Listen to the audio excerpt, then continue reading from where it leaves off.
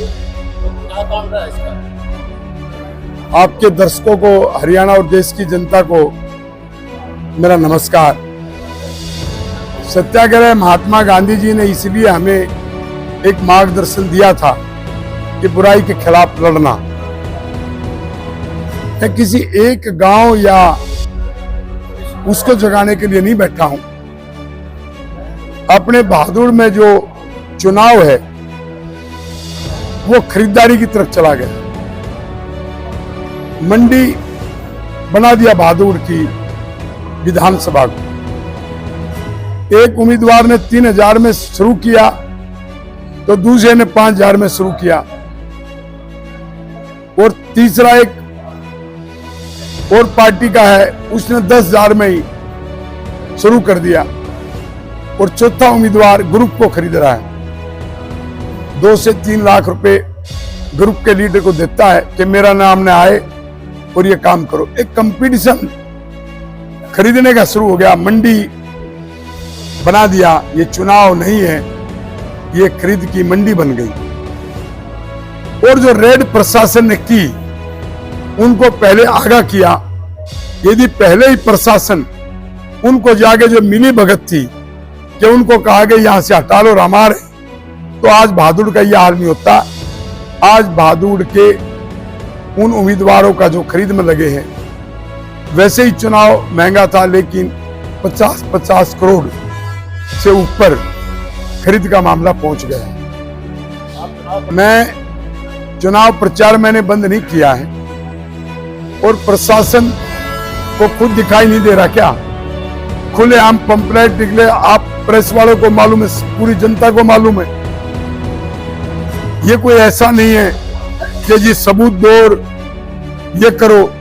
2 बार एक प्रत्याशी के यहाँ रेड हुई और जो खुलेआम बांट रहा था, उसके बाद उसको पहले सूचना देकर उन चीजों को गायब करवाना, तो प्रशासन की मिली भगत है। तो जो प्रशासन मिली भगत में शामिल हो, उससे क्या गुहार रमेश दलाल लगाए? इसलिए रमेश दलाल सिर्फ महात्मा गांधी जी के रास्ते पे एक सत्याग्रह कर रहा है, पूरे बहादुर की जनता को जगाने का, कि इससे अपराध बढ़ेंगे। जो बहादुर को मंडी बना दिया, सारे के सारे जो अपराधी हैं उनकी साठगांठ पहले से ही है। और इसलिए जो फिरौती की बात है या जो धमकी की है, जो उगाही की जाती है, वो और ज्यादा बढ़ेगी। वो इसलिए बढ़ेगी, जो इतना पैसा लगा रहे हैं तो इन्हीं के माध्यम से वो वसूली करेंगे और अपराध को बढ़ावा देंगे।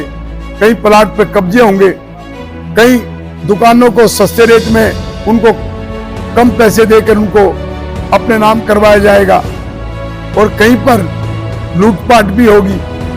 और सरकार का तो ऐसा कुछ है नहीं कि जिन्होंने पहले काम करवाए हो उनसे विकास करवाया हो।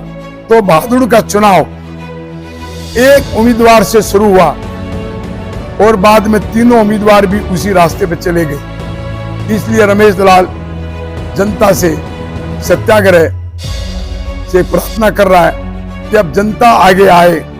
और मैं ये नहीं कह रहा कि मुझे जिताए, जो उनको अच्छा लगे उम्मीदवार वो जिताए, लेकिन खरीद फरोख्त को सबक जरूर सिखाना चाहिए। ये बहादुर का गढ़ है।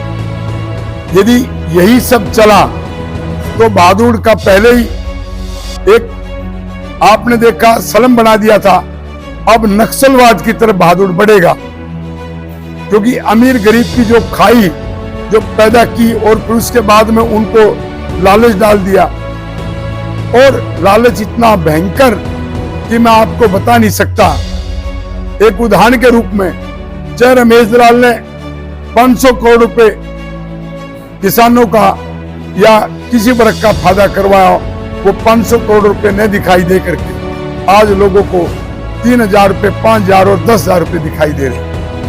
एक जागृति लाने के लिए मैं सत्याग्रह कर रहा हूं। मैं अपने लिए वोट की अपील नहीं कर रहा हूं, मैं जागृति लाने के लिए सत्याग्रह कर रहा हूं कि बहादुर के लोगों को सोचना चाहिए कि हमने इस बहादुर को क्या बनाना है। क्योंकि बहादुर को जितना विकृत कर दिया, जितनी राजनीति में गंदगी फैला दी, उस गंदगी को हम सब मिलकर आगे कोशिश भी करेंगे तो भी सफाई नहीं हो पाएगी। इसलिए इस गंदगी को, जो राजनीति में प्रदूषण इतना पैदा कर दिया, उसको साफ करने की जरूरत है।